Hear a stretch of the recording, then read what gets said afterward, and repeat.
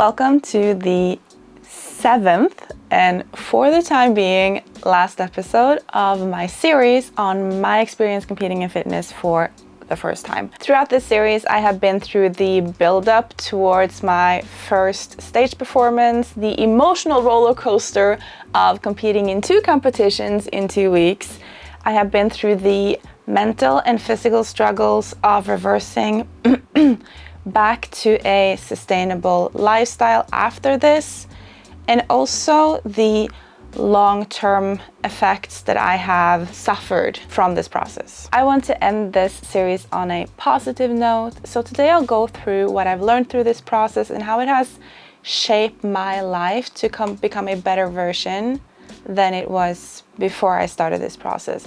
And then I also will answer the reoccurring question of if I will ever do it again. So let's get started. The first and foremost lesson that I have learned is the importance of routines. And routines matter because they create stability and predictability. They reduce the small decisions that drain energy, and they create a framework that makes it easier to stay consistent day in and day out. So by turning repeated actions into habits, routines help build stability and progress even when motivation fades. A routine doesn't just organize the day, it actually shapes who we ultimately become. And the first routine I'd like to highlight is sleep. And throughout this process, my understanding of the importance of sleep has tremendously improved. With the daily struggles and challenges that I face, having good quality sleep helps me manage my day so much better. So this is just at the top of my list. The second routine for me is structured eating. This is especially important around my cycle, and I have set time slots when I eat, and it helps me have consistent energy throughout the day. The next thing is meal prepping and having go-to meals that I know makes me feel good. Every Sunday I prepare the meals for the following week. This might sound a little manic if you're not used to it, but I assure you it is 100% worth it. It takes some time getting into the habit and making it efficient, but the benefits of not having to cook every day, not resorting to fast food and food cravings because the prep meal is just waiting in the fridge is a huge benefit. And if that wasn't enough to convince you, there's also the economical aspect of it. So there's that. The fourth routine is having a set amount of steps to complete each day. Now I have a goal of 10,000 steps a day, but I am happy with reaching 8. This ensures that you have daily activity every single day, and making a routine out of it is just another way of taking care of yourself. Some people don't understand why I am so adamant about getting my steps, but then again, I have made a promise to myself to be active and stay active every single day, and we don't break promises to ourselves. Next is drinking 2 liters of fluids each day, preferably water. I feel like this is quite self-explanatory, so I'll just jump into the next one. Number 6 is scheduling my workout days. This is more of a structure thing, but then again, I like having structure, and when I know what to expect each day, I perform so much better. The 7th routine is making room for enjoyment and not treating it as a cheat meal or cheat day. I don't believe in cheat meals. I never have, I never will, because I think it is a conscious decision to eat candy, fast food, or whatever it is. I don't think you accidentally order a burger and eat it, and you just don't stumble upon a glass of wine and drink it. I'm not fooling anyone with having that approach, and I don't think that having that mentality around, I don't want to call it bad foods because there's nothing that is bad foods. I think the amount of a certain type of food can be bad for you, but that certain type of food is not bad. And you're not fooling anyone with having that like cheat mentality. This routine kind of flows over into the next one. So let's call this like 7.5. I don't know. Anyways, it is the 80-20 rule. And I can go on and on and on about the 80-20 rule because I love it so much, but I'll give you the TLDR version. And that is you eat clean, consistent, scheduled, all the good stuff 80% of the time, and then you have 20% of the time where you enjoy yourself, you indulge, you eat all the things that is good for your mind so that you're able to stay consistent with the 80% that is good for your body the rest of the time. It is a great rule, and you can apply this to everything, not only food, not only eating, but everything else in life too. And I feel like it kind of goes without saying that leading a healthy lifestyle is enjoyable, but you kind of get where I'm coming from. Another routine that I particularly enjoy is reading before bed. I love fantasy with a hint of smut. Also, if you have any recommendations, comment them below, because I am reading Throne of Glass right now and I'm kind of like halfway through. And I will be in limbo when I'm done with this series, so help a girl out, please. A lot of these lessons kind of intertwine, but they are a great payoff from going through this process. And the next lesson on my list is the difference between discipline and dedication and motivation and inspiration. Having motivation and being inspired is great when you start. But for the majority, those two will dissipate after some time. Focusing on building good routines, like I mentioned previously, and the discipline and dedication will go hand in hand with building those consistencies in your life. Another point to this is my example from episode 5 of this series, where I talked about bringing all of those good routines and habits on vacation, where your vacation life is basically the same as your home life. It's just more lax home rules. So if you haven't watched that episode yet, I'll link it up so that you can go check it out. Another lesson is habits, and this can flow into routines for some. For me, this is more a way of thinking or a mindset, so to speak. And the first habit I want to talk about is something that I think a lot of people struggle with getting into fitness, weight loss, lifestyle change, and that is being comfortable with using the food scale. I know some people who say that if I have to weigh my food, I just simply won't do it. But that mindset often blocks you from fully understanding what your meal actually contains. The truth is that many of us overestimate the weight and amount of dense foods like meats, potatoes, rice, and pasta, and then we underestimate the amount and weight of less dense foods like vegetables and salads and so on. So using the food scale removes this guesswork and gives you a clearer or more honest relationship with food. Building onto this is getting comfortable with bringing the food scale when you go out. I brought my food scale to work, family gatherings, to restaurant. Hell, I brought it everywhere. Because if people think it's silly of me to bring the scale, I don't care what they think. They are not the ones who are gonna stand on the stage and show off a physique that is honed by dedication. That's me. Equally as important is checking the labels with nutrients and ingredients in the stuff that you buy.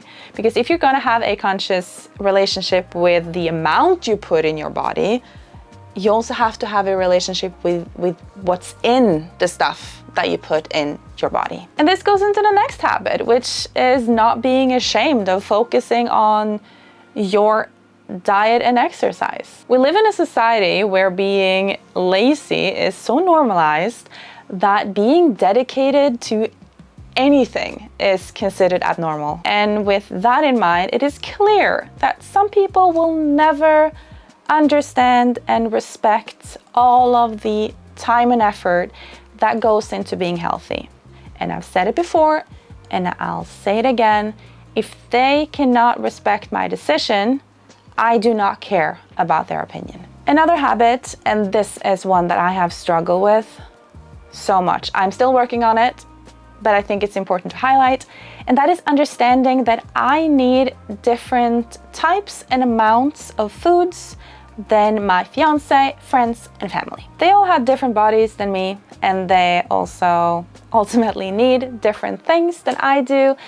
And comparing what I eat with what they eat is just ludicrous. It's like measuring how fast a fish can run. Stupid. But then again, like I said, it took for me, and it takes a long time to get to this point because we are used to comparing ourselves to others. The next to last habit I want to talk about is staying away from things and foods that trigger my cravings and mental spirals and so on. I have to look out for myself. There's nobody else doing it. It is my responsibility to make sure that I am feeling as good as I am able to do.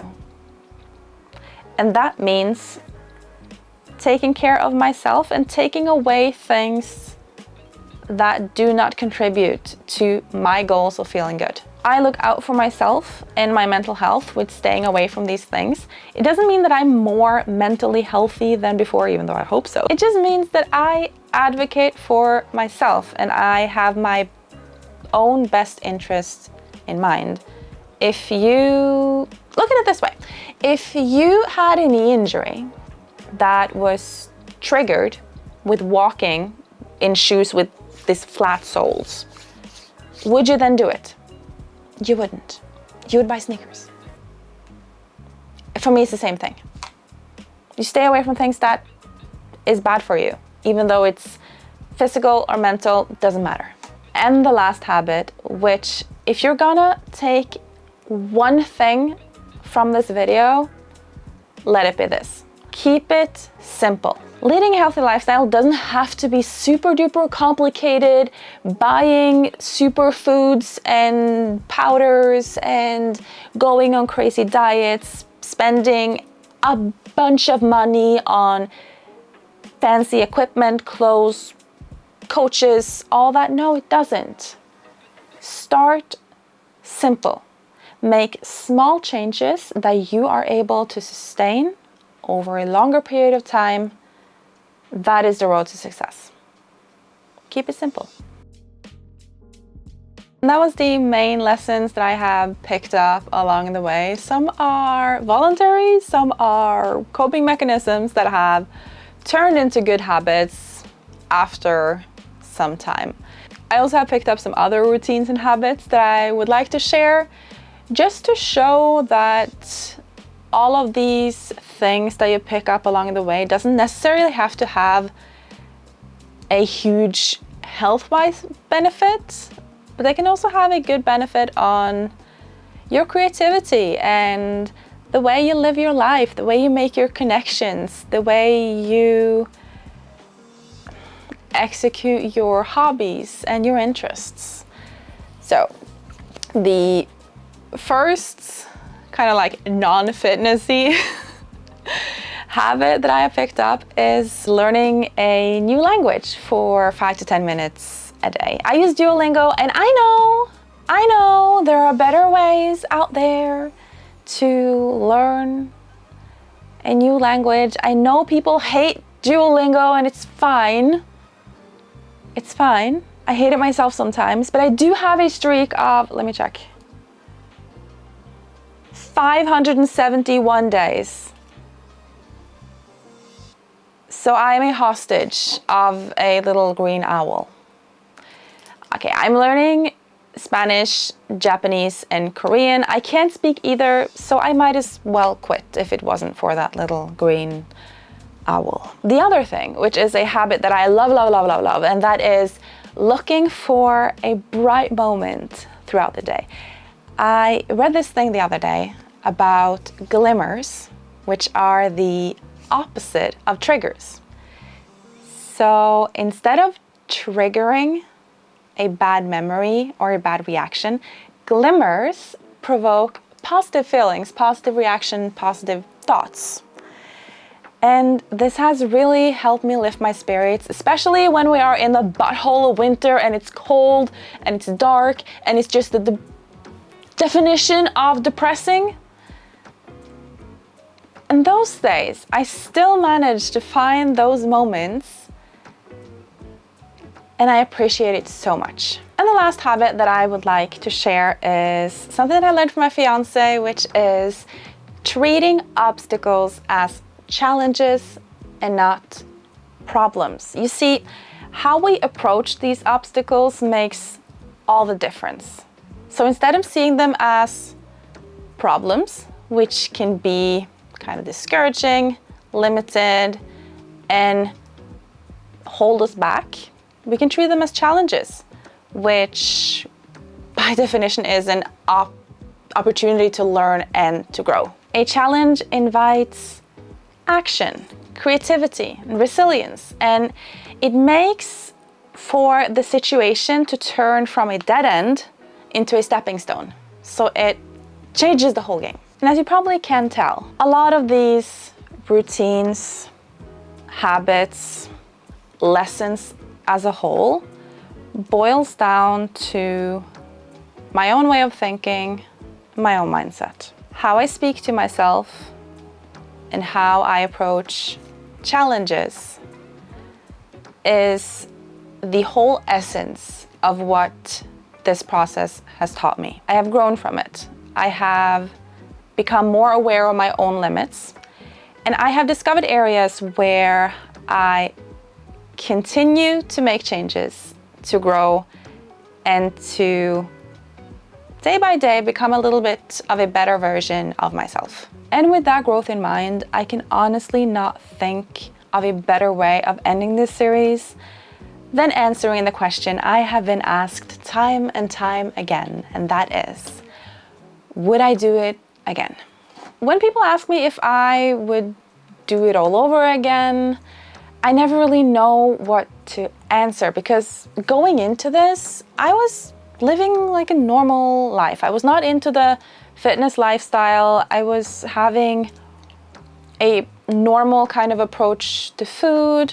My routines weren't strict or structured. It was just whatever fit into my life at that time. See, the year before I decided to compete, I had already gone through a huge shift. I had lost almost 20 kilos, which is a story in its own. But what shaped me more was the time that came before that, which was years and years of chronic migraines. Since I was about 14, they were always there. They left me in bed for days, riddled with pain that spread throughout my whole body. I was lucky with work, which had extended health benefits. But outside of that, life was stripped down to the bare minimum. Wake up, get out of bed if I could, drag myself to work if I managed, endure the workday, crawl back home and into bed, and then sleep for the rest of the day. Eat, sleep, survive. And that was it. Some days I survived for like 10 hours and then I was back in bed, riddled with pain. And doctors told me to accept it, to take pills, to learn to live with it. But deep down, I just couldn't. Funny thing is though, nobody ever mentioned diet and exercise. They just gave me pills, shots, and then told me to rest. And after being in this downward spiral for years, I just had enough. I decided that this was not going to be my life anymore. So I made a change. I started exercising, I started eating better, and slowly, almost miraculously, it worked. Energy returned. I could spend time with family. I could take up hobbies. I could actually live. And that shift gave me back my life. And it also gave me the spark to step into the world of competing. And that's where my starting line was. And looking back at it now, not just on competing, but also on the year and a half that followed that last competition, the question still lingers. Would I do it all again? Going from chronic migraines, competing, and then sitting where I am today. And the answer is 100% yes, I would still do it. At that low point in my life, riddled with a chronic illness, I would do anything to feel better. And it's been a hard process, both getting from that low, but also putting myself back together after walking off stage. But then at the same time, that process has given me my life back, and that is a gift that I wish anyone could have.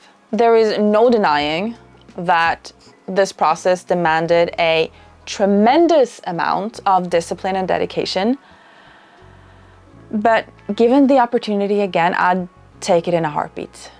The question of doing it again is split in two. There is this part of going back in time and doing it again with the same story unfolding. And then there's the other part of going for another competition in the future. And when it comes to competing in the future, I am very open for it. Not right now, but I'm guessing that I'll probably end up competing again at some point. Because even though some parts of this journey felt impossibly dark, it still carved out a part of me that I never knew existed. And I know that if I were to do this again, I would be so much better equipped to handle myself and the process based on the experience and knowledge that I have built through going through this process once already. I would be able to give structure and stability for myself, and I perform so much better when I do have structure and stability, which I think would just improve my results so much more. Right now though, I just want to enjoy the positive things that I bring with me from competing. I have learned so incredibly much also going through the process of making this series and the healing that it has given me. It worked exactly as intended, and I'm so happy it did. My main goal right now is to eat healthy, to build muscle that supports a goal about competing in the future, and then we'll just have to wait and see if that becomes reality or not. I do want to give you, who is watching, a huge thanks for following along, for staying engaged. My biggest wish is that the ones who need it takes something, anything from this series that gives some sort of value. And if there are any areas that you think that I have missed, please leave them down in the comments. I will for now continue posting about fitness, lifestyle, and travel. First on my list is to go through the terabyte of footage I have from our Japan trip, which is going to be so fun to go through. So stay tuned and subscribe for more deep dives like this, but also more lighthearted topics like chasing photo locations in a different country, or snack testing, or just enjoying life.